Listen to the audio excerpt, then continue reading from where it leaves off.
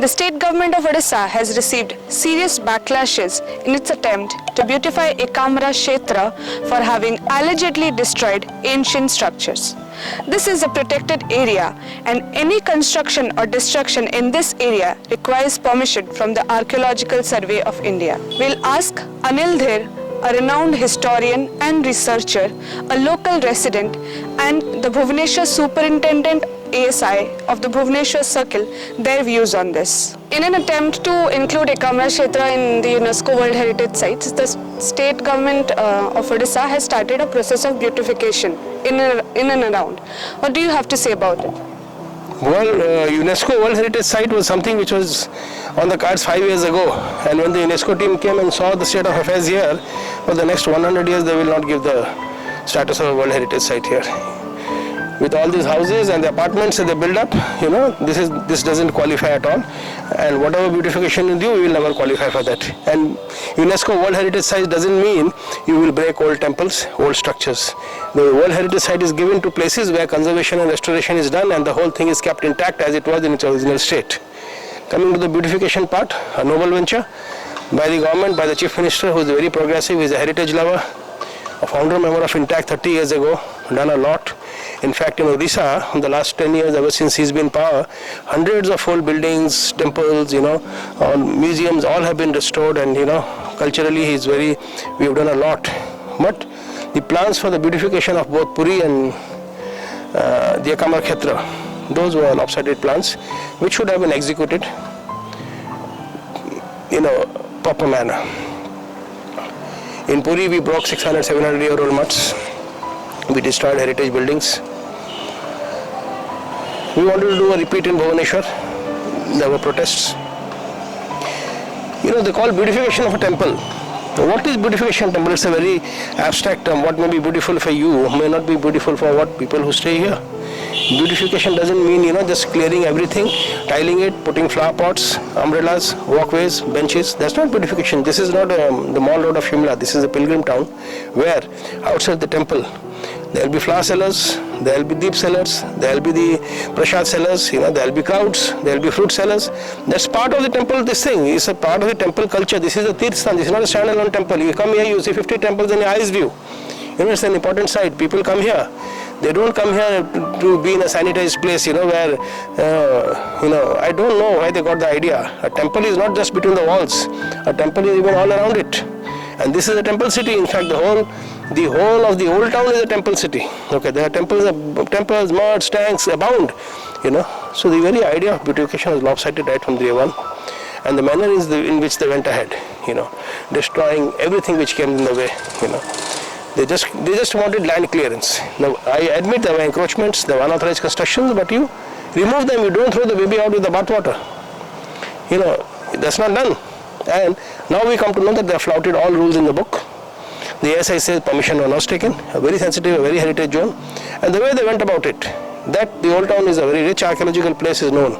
It's known to everybody, even to a student of history. They didn't do a GPR. A GPR means a ground penetration radar, which is practically mandatory as per UNESCO terms. For any development or any work you do, any construction site, you have to do a GPR. A GPR is practically an X-ray of the ground. Without digging, you can know what's beneath. Whether there are stone blocks, there is iron, or there is wood, or whatever. You can even outline the structure. It's like ultrasound. Okay. So they didn't do it. They didn't make a proper heritage impact assessment study, which they should have done. When you're going to work in such a stage and make so many transformations, it is going to have an impact, one way or the other. They started using, heavy machinery, including jackhammers. These temples are delicate structures. These are just stones on stones. There is no mortar. There is no chunsurki. There is no cement. These are purely there by gravity. You start using jackhammers outside the temple. Jackhammers, pneumatic jackhammers. If you use it even 200 meters away, you can feel the vibrations. They did it, and they did it with sheer impunity. They did it for 5 months in spite of all protests. They used heavy machinery, bulldozers, rollers, highway trucks, excavators, JCBs. Not done. Now the ASI is crying foul. The office of the ASI is just 350 meters away from the main gate.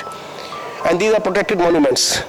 And the protected monuments, in all the protected monuments, they have paramphelina. The ASI does weekly inspections, they do fortnightly inspections, they do monthly inspections, they do half-yearly inspections, they do yearly inspections, they prepare the report on the state of the protected monument. Where were they when all this was happening? Where were they? Don't tell me that the Sukasari complex was not visited by any ASI person in the last 8 months and suddenly they discovered that, lot of lapses have happened. So my name is Anup Dwivedi. I am a local resident over here for last 10 years. So I stay next to Bindusagar in Nageshwar Tangi. Since when have you seen the temple over here? Interestingly, we have heard of it, Sukasari temple and Sari temple, but due to encroachment and other issues, we have never been able to. Actually, I was wondering that where exactly is it? And thanks to BMC, that after this demolition and the beautification drive of this entire in and around Lingaraj temple, so this heritage site has come into existence with the demolition of encroachments all around Sukasari. Now we are in a position to. So I was extremely thrilled and happy to see that yes, the Sukasari temple and the Sari temple is finally visible to us as local residents. We feel so proud and thrilled also. But under the process of beautification, there are many ancient structures that have been allegedly destroyed by the state government. So what do you have to say about it? See, basically it requires an expertise and collaboration of both ASI, those who are the custodian of these ancient structures, and the BMC. But in their zeal to go with the demolition activity and encroachment eradication, BMC probably has not consulted or not taken into ASI into confidence, resulting in it is allegedly said that, and sometimes we hear that a lot many ancient heritage structures which were probably under the guise and under the carpet has probably been destroyed and things. That is what it is generally felt in the public. So it will be advisable and it will be nice if BMC takes ASI into confidence and simultaneously take up so that all our ancient heritage structures get into its original position and standing, so that people have a feel of that how Odisha was earlier in 11th century and other things. So those things are to be taken. It is nice and it's okay that BMC is going for beautification and protecting heritages, but simultaneously the specialized departments like ASI also should be taken into confidence. So what do you have to say about the recent happenings and if they should have happened or not happened? See, this is a temple city, and wherever you dig, you might get some evidences. Okay, so recent removal of encroachments and all. After that, some small digging which has been done by government. After that, we have found some evidences, some traces of some structures beneath this soil, which we have excavated now. And the structures which are coming out is obviously a part of a temple, and we will have to extend our work so we can find some more evidences and further extension of the temple. Thank you.